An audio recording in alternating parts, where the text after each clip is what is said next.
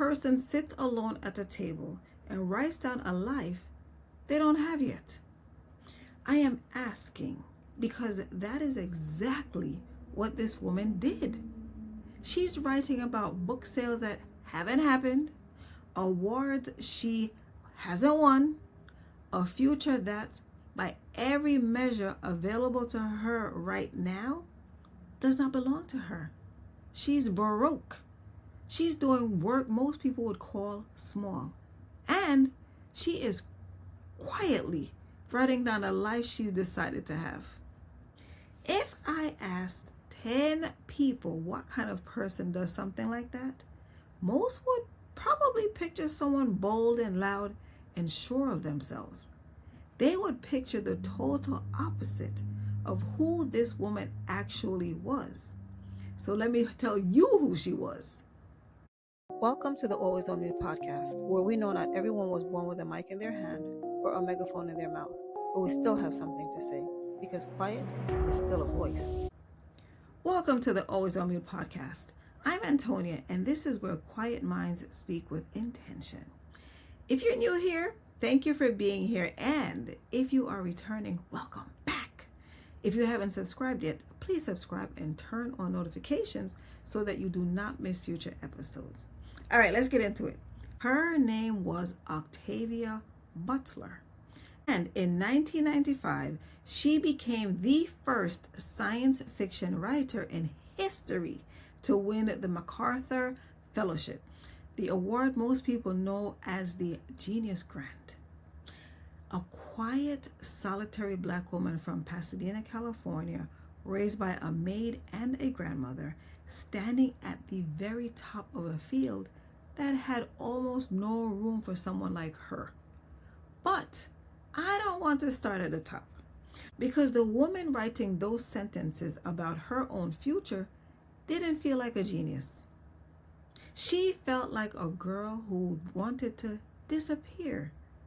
When Octavia was 10, her mother said something to her that she carried for the rest of her life. She told her that everyone has something they can do better than they can do anything else, and it's up to them to find out what that something is. That is a heavy thing, a very heavy thing to hand a child.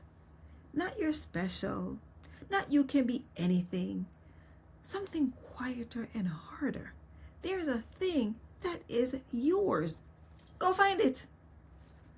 And for a shy, awkward girl who already felt out of place everywhere she went, that question became kind of a compass, because Octavia was shy in a way that hurt, not shy in the cute, someone will find it endearing way.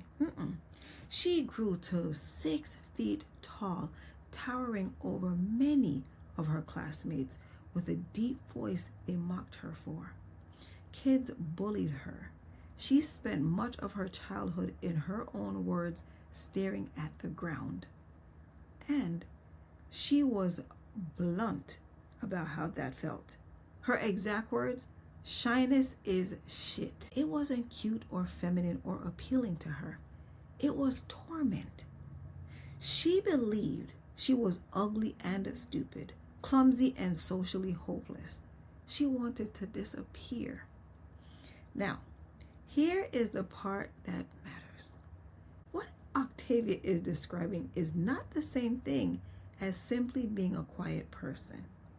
Shyness is often rooted in fear or self-consciousness. It's the ache of wanting connection and feeling locked out of it. That is totally different from what a lot of us in this space mean when we talk about being quiet, choosing solitude, needing space, feeling most like yourself when the room is empty. Octavia had both living inside of her at the same time. The shyness was a wound, but the solitude gave her somewhere to go.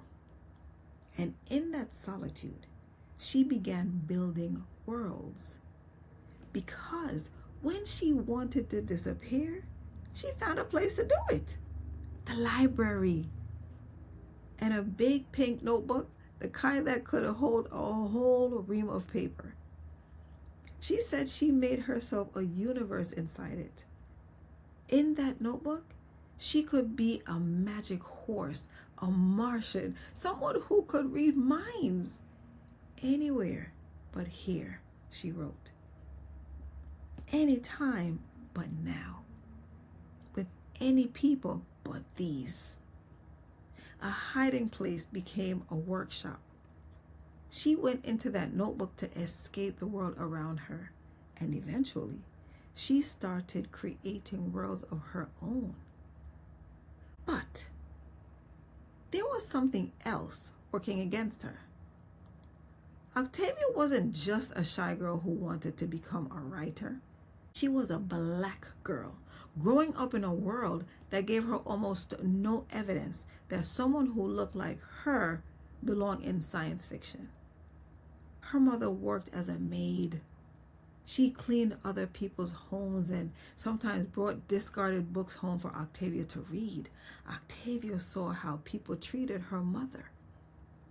And when Octavia was 13 and told an aunt that she wanted to become a writer, her aunt told her that black people could not be writers. Octavia argued with her, but years later, she admitted something remarkable. At the time, she never knowingly read a book written by a black author. Think about that. She was trying to imagine herself becoming something she had barely seen shown was possible. Maybe that's part of why the notebook mattered so much. On paper, nobody got to tell her what kind of life belonged to her. She protected that quiet fiercely, even as an adult. She never learned to drive. She never married. She called herself a hermit, and she meant it warmly. And when it came time to earn a living, she made a choice most ambitious people would never make. She took the smallest job she could find, washing dishes, cleaning houses, inspecting potato chips on a line. On purpose. Because those jobs were dull enough that they left her mind free. She was guarding her energy. She knew exactly how much of herself the world could take before there was nothing left for the page, and she budgeted accordingly. If you've ever turned down a good opportunity because you knew it would cost you more than it gave, you already understand her completely. And this is where we come back to that woman writing sentences that weren't true yet. In 1988, in one of her notebooks, Octavia wrote herself a note. She wrote that she would be a best-selling author, that her books would climb to the top of the lists and stay there. And then she wrote 4 words twice. So be it. See to it. So be it. See to it. She wasn't a household name when she wrote that. She was a woman who had known rejection for years, talking to herself in private in the only place she had ever felt fully safe, on paper. I think a lot of people hear a story like that and assume the doubt must have gone away once the success arrived. It didn't. Years into her career, with several novels already published, she was still writing in her journals, asking herself who she even was. Why should anyone pay attention to what I have to say? Do I have anything to say at all? This is a woman who will go on to win the highest honors in her field, and she carried that question the entire way. The shyness never fully left her. She just stopped letting it hold the pen. That's what stays with me. We tend to think confidence is the thing that comes first, that we fix the fear, and then you go do the work. Octavia's whole life says the opposite. She never got comfortable. She never became the bold, loud person the world assumes you have to be. She did the work while afraid. She built while doubting. And she did it in solitude, at a quiet table, in a notebook, competing with no one but herself. She actually had a name for it: positive obsession. She compared it to archery, something she had chosen as a girl partly because it wasn't a team sport. She could measure herself against her own effort instead of constantly measuring herself against everyone else. For Octavia, positive obsession meant choosing your target, aiming high, and continuing toward it. Not because the doubt disappeared, because the target mattered more. So when I tell you Octavia was the shy girl who won the Genius Grant, I don't mean she was shy and then she got over it. No, I mean she won it as a shy woman, as a hermit, as someone who guarded her quiet like it was oxygen, because for her, it was. Her books, Kindred, Parable of the Sower, the worlds that made her a legend, all of them came out of the same solitude that once made a young girl feel like she didn't belong anywhere but a pink notebook. The quiet wasn't the thing she overcame. The quiet was a thing she used. And maybe that's the part of her story worth sitting with.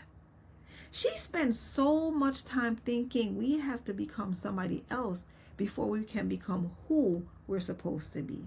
More confident, more outgoing, less afraid, less awkward, more comfortable being seen.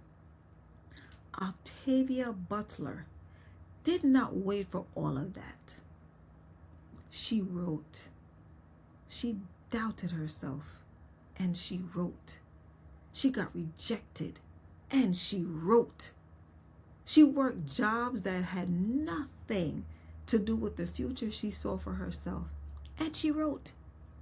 And somewhere along the way, the life she had been writing down in private started becoming the life she was actually living. Not because she became fearless, because she kept going. Thank you for spending this quiet time with me today. If this episode meant something to you, share it with someone who needs to hear it. Someone who's been waiting to feel bold before they begin. And if you haven't yet, please subscribe and turn on notifications so the next story finds you. And I have one question for you. What is something you know you're meant to do, even if you haven't fully stepped into it yet? Let me know in the comments below. Maybe you've never said it out loud. You don't have to. Octavia wrote hers down. Thank you for joining me today on this quiet episode. And as always, remember, being quiet doesn't mean you have nothing to say. It means you choose your words with intention. Stay muted, stay mighty, and I will see you next time. Take care.